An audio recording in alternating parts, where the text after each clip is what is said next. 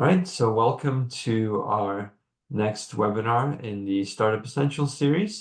Today we have from Osler, Jean-Nicolas Delage, who is here to talk to us about IP strategy for growth, and looking forward to learning more. As always, any questions can be put in to the chat, and we'll look to have those answered. And for those who are viewing this later on, please do feel free to reach out to us at AgeWell with any questions you have. And if you're looking for a connection, of course, we'll look to facilitate that as well. So with that, I'll hand it over. Thank you, Michael. Thank you for those who are live. Thank you for those who may watch at a different time when you do have some time. Brief intro at my end, Jean-Nicolas Delage. I'm a lawyer at Osler's based in Montreal. I am part of what we call the EHG team for emerging high growth. We support startups and scale-ups through all of their cycles of growth, and more particularly those startups that need to raise capital in order to accelerate product development or product commercialization. And what I do with these companies, and I've been doing for the past 30 years, is work on their IP strategy and IP-related issues and transactions, including those that arise when we are raising capital or exiting. So throughout my career, I've supported over 1,000 startups. We took five companies we had incorporated maybe 8 years ago. I took those public in 2021 at the height of the market. So anywho, all of that to say that I've seen a lot of IP related issues, and I want to go through those with you today, identify the pain points and identify best practices for startups and scale-ups. Just want to make sure that we are leveling the playing field throughout, and we all understand what we are talking about when I mention intellectual property. So I'll just very rapidly go through the most common types of IP protection so that we all understand each other. Because at the end of the day, if there's one thing you need to understand, is that the underlying value of any piece of technology is actually the intellectual property.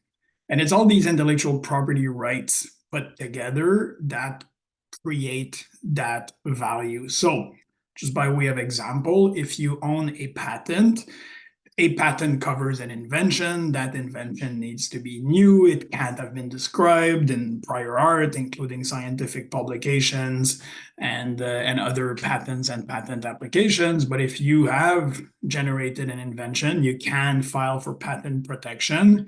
That will be done on a country-by-country basis eventually. And if you do own a patent, you have the right to exclude others from using, making, or selling the patented invention. So that's sort of the little monopoly that's afforded by the patent laws around the world. If you own a copyright, copyright protects original works. By way of example, software code is the exact same thing as a Shakespeare play. For copyright purposes, it is a literary work protected by copyright, again, just like Shakespeare. And if you own copyright in your software, you are the only one that has the right to reproduce that software. So you start seeing how these different rights can interact with each other to create this value. On top of that, if you apply for registration of a trademark, we'll discuss that in a few minutes, but if you do that and you obtain registration of the trademark in different countries, that is also done on a country-by-country basis, a bit like patents. By the way, opening a parenthesis, copyright exists as of the moment of creation. There is no formality. There's a possibility to register. We're not going to get into that today, but there's no obligation to register, and copyright exists as of the moment of creation. There's reasons why you may want to register, but we're not going to get into that today. But in order to obtain a patent, you do need to file the patent application. And if you file for a trademark registration, the moment you obtain that registration in Canada, for example, you would obtain a monopoly coast to coast, and you would be the only one that has the right to use that trademark or a confusingly similar trademark, think similar brand with similar goods and services within the country. And you're the only one that has the right to use that registered trademark, both as a trademark and as a trade name. So you can actually stop others from using corporate names. Keep that in mind because we will get back to that in a few minutes. Industrial designs protect the novel designs of industrial goods. Think honestly, well, you can think water bottles, for example. Juice bottles are oftentimes protected by industrial designs because they have unique shapes. Fun fact, during the telecom wars, when the Samsungs of this world and the Apples of this world were suing each other for patent infringement, when smartphones came around, smartphones were a mix of telecom devices and computers. So there were a bunch of patents that mapped on these devices, and yeah, so the big companies were suing each other for patent infringement. Apple actually had industrial design protection on the shape of the original iPad. They sued Samsung for patent infringement in, if I remember correctly, Germany, and it was one of their biggest wins. So you can see how like these different rights can work with each other to help create value. Last fun fact, an industrial design does need to be novel, so it needs to be something that is not out there when you apply for industrial design protection. One of the defenses in court was actually an old Star Trek episode from the 60s where you saw, I forget, Captain Kirk or Spock with a device that looked like an iPad, and the defense was, hey, this is not novel, it was in Star Trek in the 60s. And fortunately or unfortunately, depending on what side you're at, that defense did not work, but still pretty cool. Trade secrets. Another fun fact, if you're an IP geek, everything above industrial designs, trademarks, copyrights, patents, there's actually laws in Canada that pertain to all of that. There are no laws in Canada on trade secrets. Trade secrets are merely things that derive value from the fact that they are secret. So you need to maintain the secrecy. Ask an IP lawyer if he or she likes a co-working space. Absolutely not. It drives us nuts because it's very difficult to keep the secrecy around what you are doing, especially in these sort of big rooms like at WeWork. You had these big rooms where like you had tens and tens of people working on their different projects, but under the same roof. Very problematic to keep things secret, but you do need to keep things secrets in order to benefit from trade secret protection. So just to give you an idea of how all of that can work together, if we were to take software as an example, well, copyright will exist in source code, in object code, in the selection of elements, and so on. Trade secrets sorry, I'm just trying to move Michael and myself. The window is hiding the text. Trade secrets. You may have trade secret rights in commercially valuable aspects of software. Think methodologies, algorithms, things that are not readily accessible by programmers and end users. And you may actually have patent rights in new systems and methods, such as applications of algorithms to improve data acquisition or processing, by way of example. So again, you can have a piece of technology and all these different IP rights meshed together to create value. The beauty of doing this for 30 years is I've boiled down IP issues for startups to 3 things. So this is what we're going to stick to. If we have time at the end, I'll discuss non-disclosure agreements and collaboration agreements. So stick around for that if we have time. But the important things that you need to understand when you are a startup dealing with the development of a technological product are the three things on this screen. You need to own what you say you own, or how do you prove that you actually own your IP?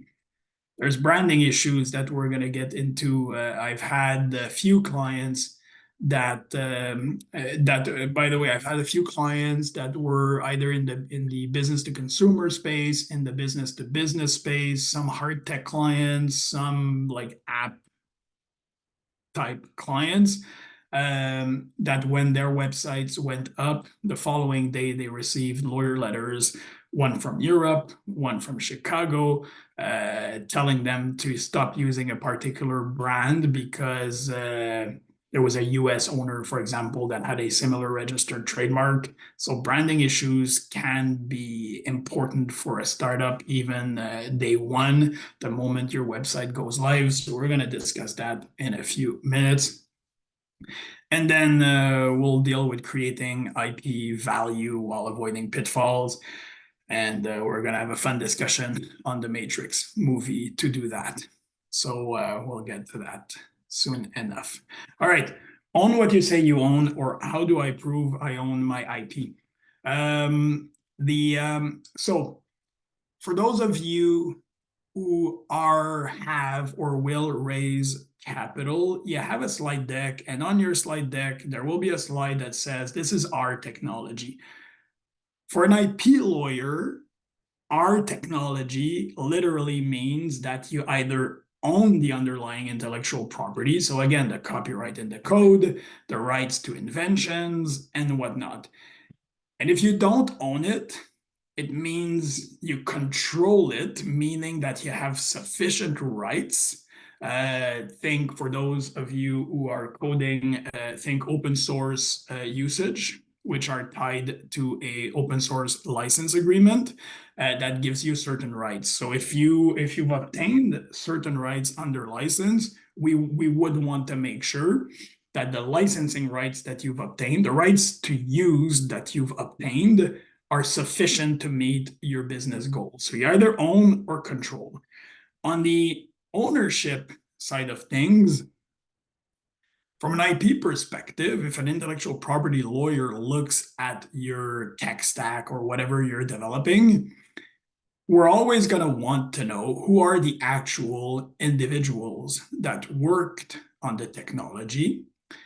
And when you claim as a company that you own that intellectual property, what is the legal gymnastics? What are the legal hoops I need to jump through to go from the individual that worked on the tech to the company that says that they own the IP? And those legal hoops are intellectual property assignments. So it's an individual that says, hey, whatever I do for the company actually belongs to the company. And I hereby assign, sell, and transfer all of that intellectual property to the company. So we want to see that in employment agreements. We want to see that in founders agreements. We want to see that in a development agreement, for example, collaboration agreements. We will want to deal with the intellectual property to make sure that it's either assigned to you, like in a collaboration agreement, for example. An employee agreement, for sure, we will want to see an assignment. If it's a collaboration agreement, maybe a license to certain types of IP is sufficient. But again, we're going to want to make sure that when you say that you own the technology, that we will want to make sure that you have sufficient rights to all of the intellectual property to actually achieve your business goals. I'll go to typical pitfalls on employment agreements and founders agreements. So one of the typical pitfalls, especially for you who are at the very early stage of your product development and startup, or for those of you who were recently, a lot of our founders, when they create startups, are actually still the employee of someone else. So you start working on your project at nights, on weekends, but you have a full-time job working 40 hours a week somewhere else. In your current employment agreement, or the one you had at the time, if you've now resigned, there will be intellectual property language, or there should be intellectual property language. And we will want to make sure that there's no overlap between the assignment language in your current employment agreement and what you're building for your company and the intellectual property assignment form that we will have you sign, or that you will sign for your project and your startup. So I'll give you a couple of examples of things that we've seen as lately as last week, and honestly throughout my career. So let's say you're working for a multinational and you're annotating data. That's your job, and it's not a great job, but it's what you found, and you're annotating data, but you're working on this super cool startups on the weekend where your grandmother loves bingo, and you're working on a quantum computing 4D bingo game for the elderly. This is by an age tech conference or session. So you are working on a quantum computing for the bingo game for the elderly because your grandmother loves bingo, and you come to me to organize that startup and discuss intellectual property strategy. And you tell me, oh yeah, but I also have this job annotating data at a multinational. But yeah, Jan, it's completely unrelated. So I'm fine. Well, you may or you may not be fine, because I'm going to ask you to see your current employment agreement, which you will obviously gladly send to me for review. And then we're going to look together at the intellectual property language and the assignment language more particularly. And assignment language and employment agreements can be tricky sometimes. Oftentimes, it will be limited to so the assignment is going to say whatever you do while you are an employee, but that relates to the business of the company. So if the business of the company is really unrelated to bingo games, you're fine. You can do whatever you want on the weekend and at night. But from time to time, we see intellectual property assignment language that covers everything you do while you are an employee, whether or not on company premises or company time.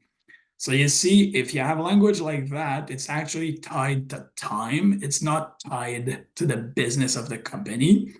So it's anything you do while you are an employee. So your bingo, quantum computing bingo game on the 6G using blockchain that you've worked on the weekend will be covered by your employment intellectual property assignment. And everything you've done on the weekend actually belongs to your other employer. So on your slide deck, when you say we own this technology, well, you don't, unfortunately. It's owned by whatever multinational that is your current employer. So we do need to be careful. There are ways to manage that. Typically, I've had a lot of founders that just called the HR department of their employer and said, hey, like, full disclosure, I'm working on this on the weekend. And on the weekend, it's not affecting my job. I'm meeting all of my objective as an employee. But hey, I just, we saw that whatever I do on the weekend, which is completely unrelated to company business, is captured by the IP assignment. Can you please send me an email or sign a letter that says that what I do on the weekend on this bingo game is fine. It's out of scope of the company intellectual property assignment. Keep that in mind for those of you who are still employed somewhere else or were employed somewhere else when you started working on the technology for your startup. Review these employment agreements. If there's any problem, give me a call and we'll gladly discuss that with you and what to do about them. Second pitfall. I'll give you an example for the second pitfall. We sold one of our startups to a multinational a few years ago. And the way this works, by the way, and it's the exact same thing when you raise a significant amount of money. There's someone like me that will do a nice Q&A session with you on product development and product commercialization. So it's going to last about 30 minutes, and we're going to go through everything you worked on relating to the technology from day one. So when did you start working on the technology? Oh, I started working 5 years ago. At the time, we were 3 people. Okay, great. When did you incorporate the company? Well, we incorporated the company 3 years ago. And then we worked with University XYZ. We did a research agreement. And then as the IP lawyer for the investor, I go in the data room and I have access to all of these agreements that document what you're telling me during that Q&A session. So in the particular example that we're discussing, it just so happened that the founders had started working on their technology about a year prior to incorporation of their startup, which is fine. Everyone does that, obviously, or a lot of people do that. However, they had obtained on the internet employee intellectual property assignment forms, which they signed. So they created their company. They found like employment agreements and intellectual property assignments on websites, and they signed those.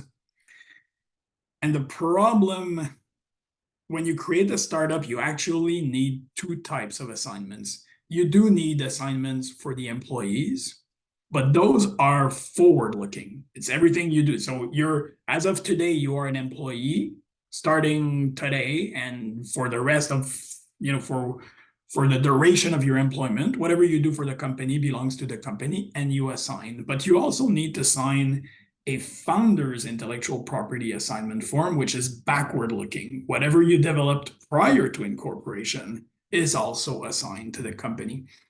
And in my example, the founders had only signed employee intellectual property assignment forms. So everything they had done after that date belonged to the company. And the lawyer in the Q&A session said, well, who owns the IP that was developed in the year prior to incorporation?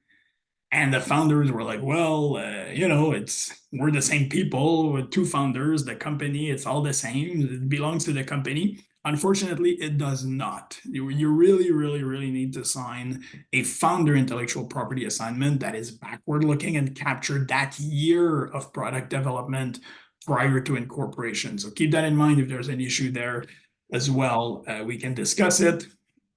Luckily enough, in my situation, the founders were still employed by the company. We were able to resolve the situation and have that missing year of product development and intellectual property assigned to the company. But that's, by the way, if you do that in 5 years, that becomes a tax transactions. You need a tax lawyers. It's a bit more complicated than when you do it day one. In your there's a bullet there on the third bullet on established chain of title, which says additional or confirmatory assignments of IP and waivers of rights where appropriate. Just a couple of words there before we move on. Confirmatory assignment in your employment agreement, in the IP language of your employment agreement, there's always going to be language that says that, hey, sure, the company owns the IP you develop that relates to the business of the company, but the company may come back to you from time to time for you to sign additional documents, including confirmatory assignments. Confirmatory assignments are typically those documents that you file in the patent office to document the assignment from you, the inventor, to the company of the invention. So the umbrella assignment is your employment agreement with the intellectual property assignment. So that's an umbrella assignment. It's everything you do. When you file the actual patent application, you will need to file a specific assignment just for that invention. which confirms what was in the umbrella assignment. So that's why you'll see those from time to time, especially in the world of inventions. Waivers of moral rights rapidly. As I mentioned before, software is Shakespeare. Logos are Picasso's. Exact same thing. Website interfaces, Picasso's, exact same thing. Artistic works protected by copyright. So there's a lot. Databases are protected by copyright. So there's a lot of different works and things that you work on as part of your product and business that are protected by copyright. Before I mentioned that if you own copyright, you are the owner of the right to reproduce the copyrighted work. In my universe, we call those economical rights. They are fully assignable. And in the world of copyright, actually, the first owner of copyright is always the employer. You still need assignments because all the other IP rights, it's not as clear. But for copyright software, again, as an example, if you are an employee, you never own copyright. You never own the economical rights. The first owner of copyright is always the employer. But there's another component of copyright, and bear with me. You're not going to become an IP lawyer at the end of this. So just bear with me on these items that are a little bit more legal. But there's a second component to copyright, which are moral rights, which are unassignable. They cannot be assigned. They always stay with the author. And moral rights are, among other things, the right to the integrity of your work. Which basically means that if you have the moral rights in your work, the work cannot be modified without you saying it's okay. So imagine if you have 20 people working on software at one point and everyone would own their moral rights, it can't further modify without the consent of everyone that worked on the code. As a business, that doesn't work.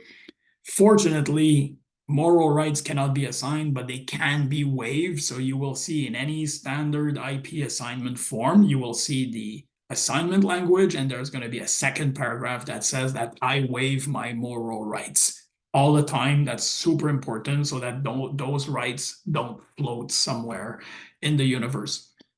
One quick example on that, I typically represent startups. There are obviously exceptions to any rule. Maybe 10 years ago, there's a multinational that called me and says, hey, JN, we're being sued for because they were not sued. They received a lawyer letter from the author of their logo. Their logo had been done, and think logo that you see like on skyscrapers, like a big company.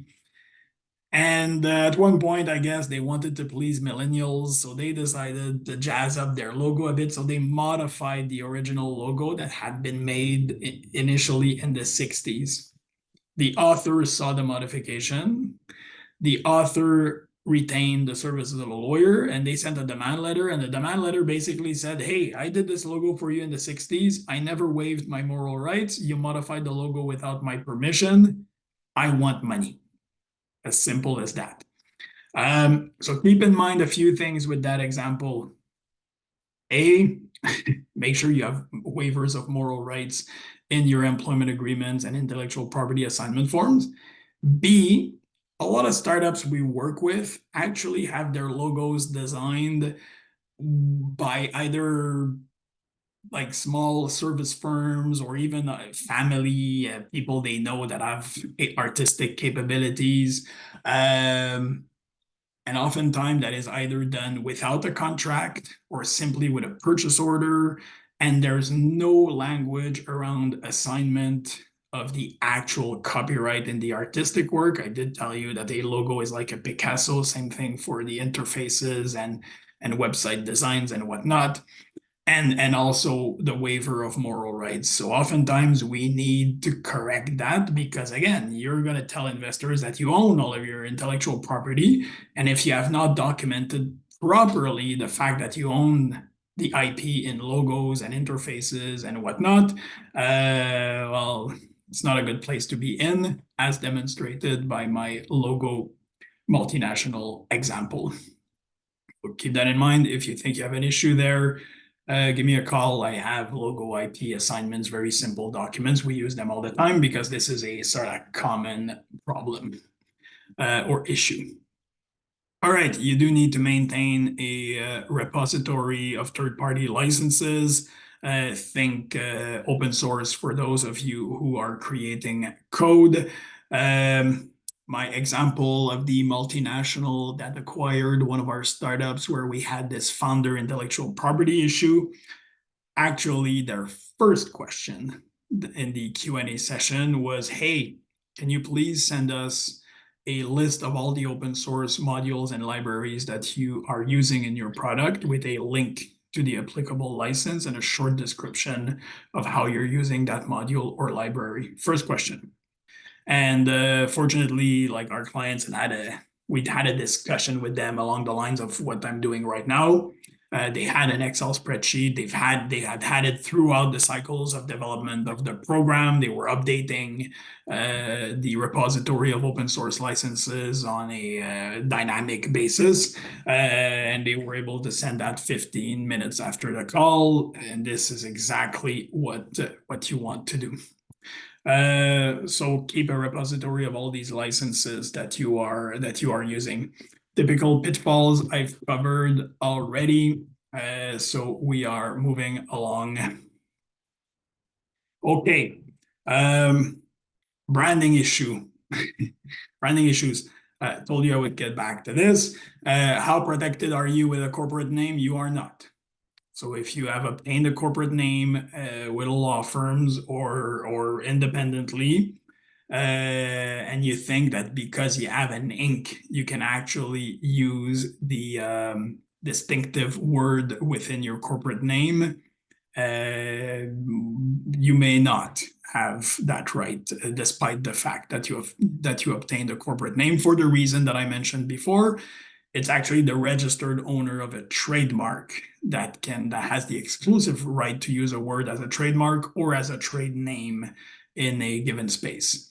So keep that in mind. It's a false sense of security. You have a corporate name, it only means that you met the requirements of the corporate laws, nothing else.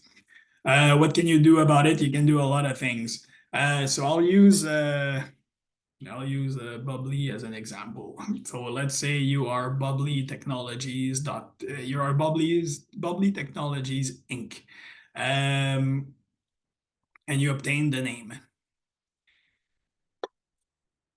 The thing you need to do eventually, you will want to retain the services of a trademark professional because you will be using Bubbly on your products, whether it's on a website or whatnot. It is also your brand. It might be, maybe Bubbly is a part of your corporate name, but it's also going to be a brand. A brand is a trademark. Yeah, I can use Age Well as an example. That Age Well logo, by the way, is a Picasso. I hope we obtained the assignment of copyright and the waiver of moral rights, Michael. So yeah, maybe I'll use, no, I'm not going to use Age Well as an example, but I'll continue with Bubbly. So eventually you want to make sure that you can actually use Bubbly as a brand. So whatever distinctive element, whatever brand you're using, whether it's a distinctive word within your corporate name as well, or you have a different brand on your website, it doesn't matter. You want to make sure that that your business can grow using that brand.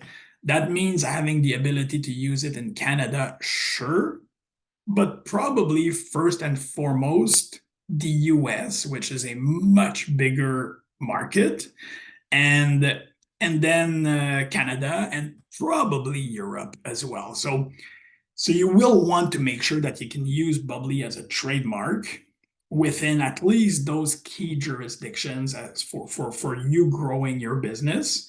If you're only building a company that will have clients in Canada, then sure, it's only a Canadian issue because, as I said at the onset, trademarks are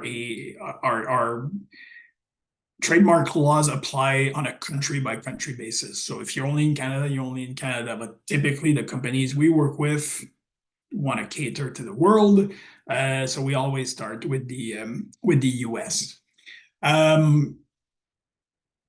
So eventually you will want to hire a trademark professional and do professional searches in at least US, Canada, possibly Europe. The problem with that is that it costs money. It's going to cost you a few $1,000s to do that properly. And a lot of our startups, before they raise money, do not have that kind of money. And also, once you've made these searches and you've obtained a green light of a trademark professional, that green light means two things. You can use it and you can apply for registration. You're not going to spend money on those clearance searches without then filing for trademark protection and putting your stake in the ground and claiming ownership of the trademark as of that day and wanting to register it as of that day. So you put your stake in the ground, you file. It will cost you also probably around $1,000-ish to do your first filing. And then bear with me, I'm entering into legal territory, but just for a few minutes.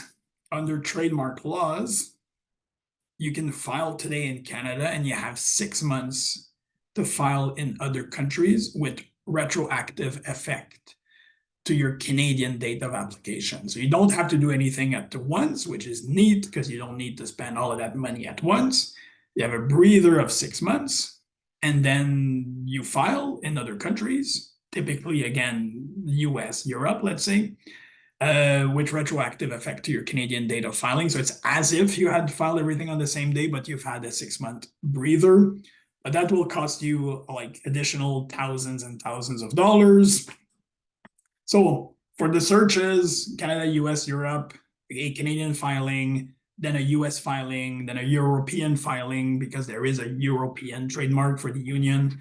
On a span of about 6 months, you'll end up spending more or less $10,000. So keep that in mind. This is only for budget purposes. You can obtain real figures by trademark professionals, but just keep that in mind for budget purposes. And then it takes, unfortunately, a few years to obtain the actual registration, and you'll probably end up doubling the cost for a lot of different reasons, interactions with the trademarks office and whatnot. So all of that to say that a lot of our startups do not have that kind of money at the onset when we're launching a business. So what I like to do with my clients is what I call a red flag exercise, because of all of my clients that had to rebrand very early in their process. It would have been easy had we spent a couple of minutes just looking at trademark databases. We would have readily and easily understood that there was a problem, and we would have rebranded without having to do the official searches and spending a whole lot of money. So I always tell my clients to go on the American trademark database because it is still the biggest economy in the world, and it's probably the biggest repository of registered trademarks in the world to this day. A lot of foreign companies register in the US. It's a good place to look at when we want to do a red flag exercise and try to determine, am I going to have a problem when I launch my bubbly branded product? Am I going to have a problem with a trademark already registered in the US? So I'm going to put on my glasses. I'm going to stop screen sharing and then give me a sec. Hopefully this is going to work. I'm going to do the actual exercise with you. All right. Hopefully this is going to work. Screen sharing.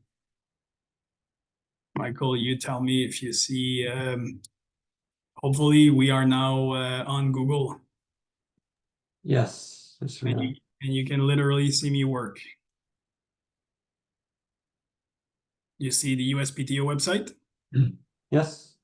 Okay, all right. So uspto.gov, very easy to navigate. Trademarks, search our trademark database. This is what I would want you to do, trademark search. General search, let's search the word mark. And then I'm going to enter bubbly because this is what we're doing. All right, 17 results. I have clients, by the way, that sometimes have 1,000 results. You see on the left side of the screen, you have live trademarks, you have dead trademarks. Dead trademarks are not interesting for the purposes of what we're trying to do today. So you remove the dead trademarks. We now have 8 results, which is oftentimes what happens. Results are cut in half once you've removed the dead results. And then you look at all of these 8 results or 1,000 results if it's 1,000 results. And what we're trying to determine is there a registered trademark that is identical or similar? And by the way, phonetical equivalence count. So you need to play with the word a bit. And we're trying to figure out, is there something out there that is either identical or confusingly similar? Confusingly similar means, would the average consumer of this bubbly product here, when he sees my bubbly product, is that consumer confused into thinking that everything comes from a single source? So I'll give you one quick example. When I was in school, the example that the teacher gave us was Seagram's. Seagram's for alcohol product owned a bunch of registered trademarks. They sued Seagram's Real Estate, which was a real estate services company, for trademark infringement, alleging that there was confusion between the two Seagram's brands. And the court said, nope, it's not a reasonable extension of your line of products. The average consumer is not going to be confused into thinking that all of that comes from the same source. So bubbly for nuclear weapons is not going to be confusingly similar to bubbly for carbonated water. Completely different consumers and channels of trade. But at one point, as you do this exercise yourself with your brand, you're going to go from things that are completely black and white to things that are in gray areas. So normally I tell my clients, whatever is clearly problematic, or whatever is close or is in that gray zone, I want to review with you.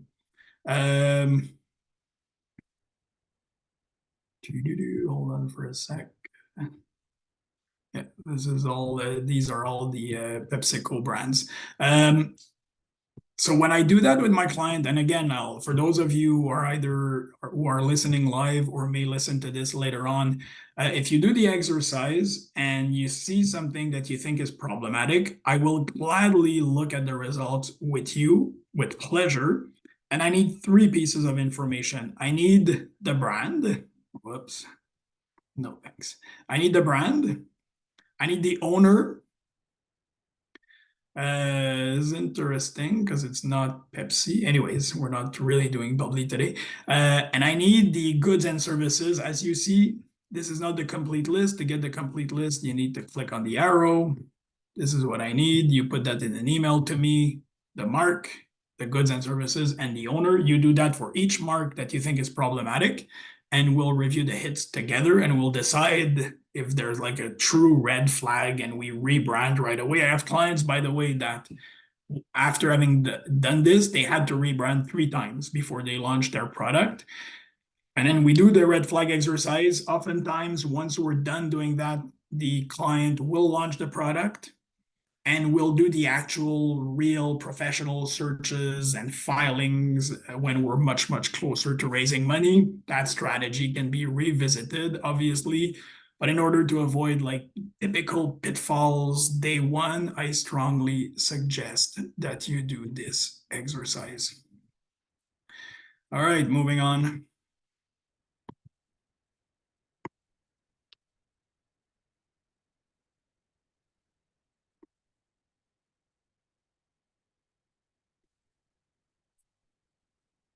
Okay, moving on. Michael, no questions so far, I would guess. No, not yet. Okay, very happy if I'm very clear. All right. I did tell you that we would get to the we would get to the matrix. As you may or may not recall, in the Matrix, the world is not what you think it is. Neo, at the end of the first movie, actually understands. And sorry if you have not seen the movie, I will give you the punch. Understands that he's in a computer software simulation. All of that to say that you do live in the matrix in the sense that if you had the proper set of lens, you would easily and readily understand everything that is patented in your ecosystem. You would easily and readily understand the importance of your own innovations within that ecosystem, and you would easily and readily understand what you need to patent to create value for your company. And keep in mind that when we are talking about IP strategy for startups and scale-ups, what really we're trying to figure out is that matrix, meaning what kind of intellectual property assets do I need to own to create value for the shareholders of the company, value that we're going to try and capture at the time of the exit? Because if you're raising venture capital, you will exit at one point, and your IP assets are going to add value to the proposition. Now, as I said initially, copyright exists as of the moment of creation. So if you're coding that's protected by copyright, no big deal, easy to manage as long as you have the proper assignments. Which leaves us really two buckets of intellectual property: patentable subject matter, patentable inventions, things that you may want to patent, and things that we may want to keep as a trade secret. And those buckets, depending on your ecosystem and your strategy, you're going to either lean more heavily on patent protection and less on trade secret, or more on trade secrets and less on patents. And we need to figure out together what is the appropriate strategy given what you're building and given the appetite of the market for these assets. So we're not Neo, we're not in the Matrix. You can't have the proper set of lens that I was mentioning. What you can do, though, in this day and age is you can do a lot of business intelligence around patents. So we use patent analytics software. So normally I ask my clients, in your slide deck, you have a slide on your competition, and you mention like the features of your competitor products, and then you say, haha, this is what we're doing either differently or whatever, but this is how we're meeting a market unmet need, and this is why we're going to dominate a huge segment of that market. This is why you should invest, and eventually this is why you should acquire us. So again, on that slide, you'll have the name of the competitors. So I ask my clients, send me the name of those competitors. I do not care. It can be a completely different technology. This is not about, are we infringing their patents? This is about understanding the appetite of the market for patents. So we put the names of the competitors in a patent analytics tool. And we put the same name in PitchBook or Crunchbase, which are the software that gives you the data on financing of startups and whatnot. Quite great tools, to tell you the truth. And then we get two types of information, basically, or three. We're going to get the totality of the patent portfolios of these companies. We're going to get also the totality of all the patent infringement cases involving these companies, because you do want to know earlier rather than later if there's someone suing people in your ecosystem, and if and when you can be a target. You do want to know that. By the way, the founder of Waze was doing the startup ecosystem rounds maybe 10 years ago. And one of his slides was, you have not succeeded as a startup unless and until you've been sued for patent infringement. So I tell all my clients, I don't care what you do, I don't care in what vertical you are infringing on patents. So that's a given from my perspective, or almost a given. But so the idea is really to try and figure out if and when in your cycles of growth, you may be a target of patent infringement. So understanding who is suing who very early in the process and continue to track that as you grow your business is probably very important. So we get that information. So it's a picture today of what's happening. We get the market intelligence. So for all of those competitors, we'll know how much money they raised, who are the investors, and then we start making correlations between stage of growth of the competitors, appetite for patents by investors, and it's one of the data points that we're going to use to start thinking about our own IP strategy. So really business intelligence, market-driven decisions. Typical pitfalls is sort of going with your gut. Oh, Jan, I hear you, but things evolve too rapidly in our space to worry about patents. The only thing I tell my clients when they tell me things like that is, I don't mind if that is a conclusion. I do not mind if we look at the data and that's the conclusion, fine, but we will not work with assumptions and impressions. In the hardware space, obviously, you're going to lean more heavily on patents for the hardware components that are easy to reverse engineer, obviously, and things like that.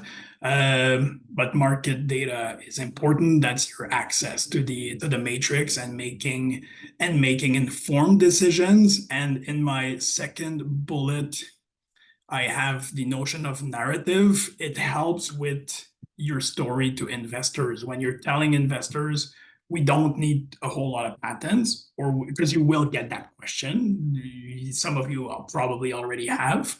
It helps when you understand the appetite of the market for patents. It helps with your storytelling to investors. I have 5 minutes to go through just a couple of points that I want that I want you to understand with a couple of agreements that you may end up playing with, and NDAs, non-disclosure agreements, for sure you probably play with all the time already. But I do want you to understand a few things that are important, especially if you're going to disclose certain aspects of your technology under non-disclosure agreement. Non-disclosure agreements need to define a purpose and need to contain a statement that says that the confidential information of a party can only be used for the purpose. And the purpose has to be discussions, and really limited to discussions, pertaining to possibly entering into another kind of agreement, collaboration, co-development, but whatever it is, I don't care. Sale of the company, it doesn't matter. But the purpose clearly needs to state that it is discussions. And I'll tell you why right now. I'll do the other points in a couple of minutes. So again, real life example, one of my hardware companies, startup companies, to grow the business. And that's often the situation with hardware, deep tech companies.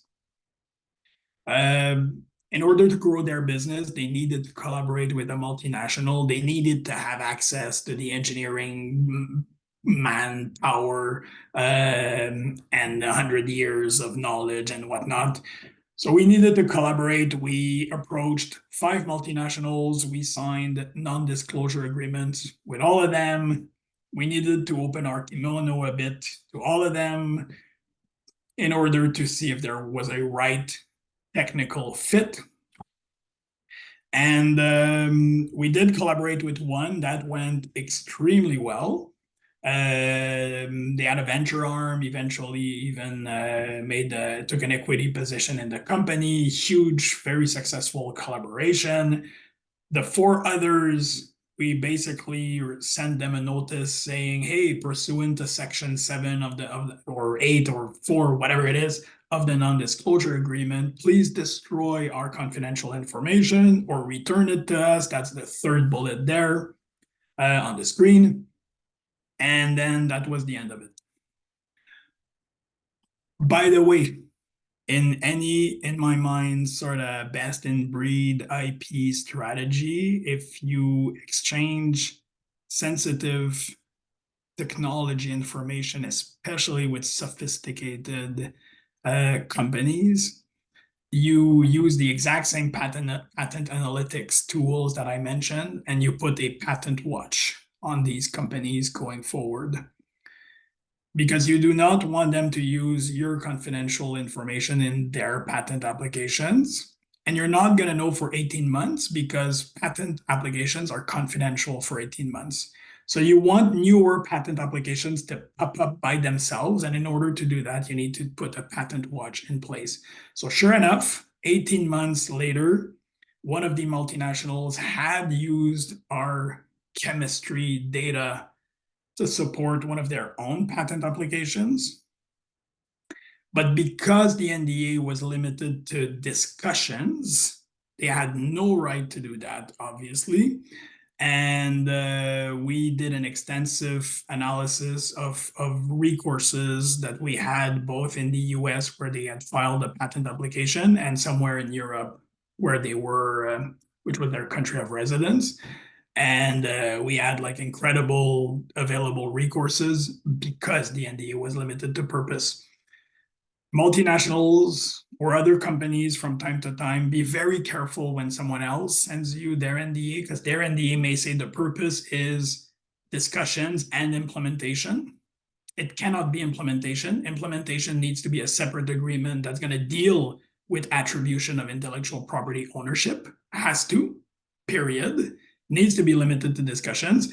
If you say discussion and implementation, and then they take that data and put it in their patent application, you may be in trouble because you've permitted implementation without the proper IP dispositions that you will have in a collaboration agreement, co-development agreement, and whatnot. So be very careful. NDA purpose is discussions and only that.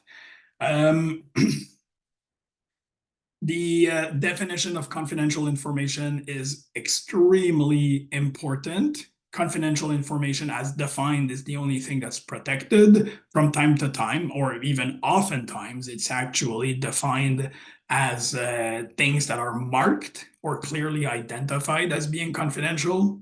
So if you exchange confidential information without the marking, they can do whatever they want with the confidential information. One thing I forgot to mention, when someone else is sending you their confidentiality agreement or non-disclosure agreement, they may sneak in IP assignment language. So be very careful that you're not actually somehow somewhere assigning the IP of your confidential information to someone else because of funky IP language. So please read every line. And if something makes you uncomfortable, reach out to your lawyer. If you have an issue with an NDA right now, I'll gladly review that with you. My pleasure. But be careful with that and always ask for the return or destruction of the confidential information unless you enter into a new agreement that covers also the past exchange of confidential information. Michael, I can stop here. I had like 3 last points on collaboration agreements. I know we're possibly out of time. Can I have 2 additional minutes? You tell me. Yeah, 2 minutes to wrap it up would be great. All right. I want to wrap this up with collaboration agreements. For those of you that will need to enter into collaboration agreement, I want to say 3 things, which are my underlying rules of collaborating with a multinational. Always keep in mind that you need to try and stay nimble because you may pivot, you may change your focus. I'll give you one example. I have a client that had a technology that applied to different verticals, and in their mind, like their technology would work great in industrial settings. It was their primary market. Their technology could also be used in hospitals, and they gave that away through an exclusive license agreement to a multinational in exchange for cash. And the founders were ecstatic because they were like, hey, this is great. This is non-dilutive funding. We let go of a vertical where there's really no future for us in exchange for, let's say, I'm just using, I forget the actual number, but let's say $1 million. So they were ecstatic. Startup, get $1 million, non-dilutive. We give away medical, we don't care because we're going in factories. 2 years later, all their assumptions on factory turned out to be wrong. There was no real unmet need in that industrial setting. The only real unmet need was within the hospital industry.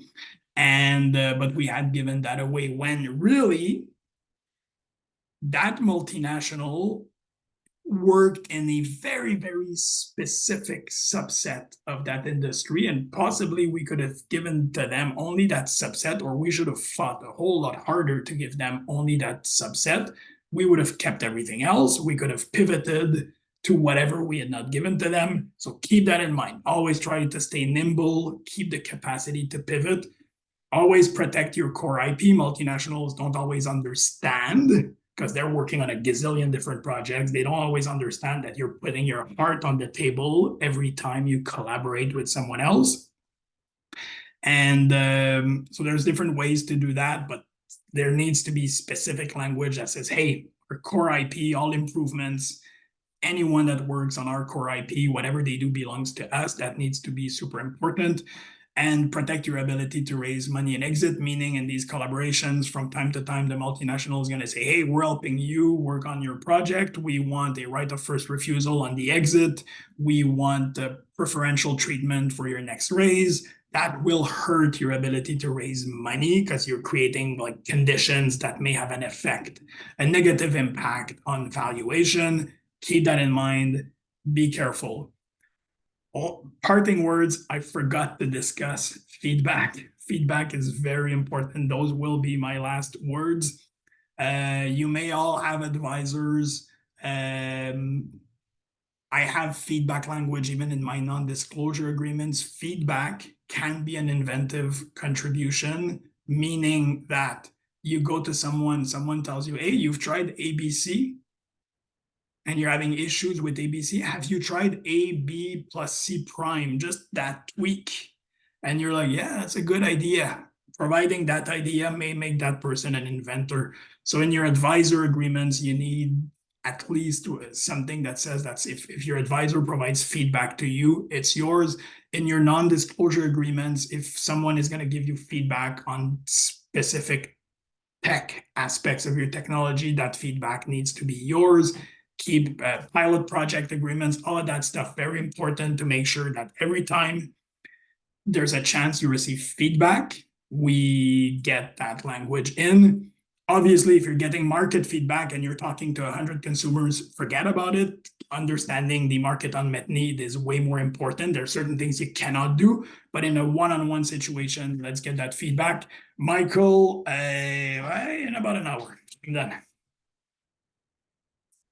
Yeah, no, that's great. Thanks so much, Ian, for that. There's obviously so much to consider around IP, but fortunately, we also know and have experts who are available to network. So it's great to hear this presentation, and obviously, like was mentioned several times, there's definitely the ability to reach out should you have specific issues or questions, and we're happy to facilitate that as well. And if any questions come to mind, also please do feel free to let us know. So thanks again for that, Jan. It was really still learned a lot. I always do. So it was great. Thank you, Michael. Appreciated. And we'll talk soon.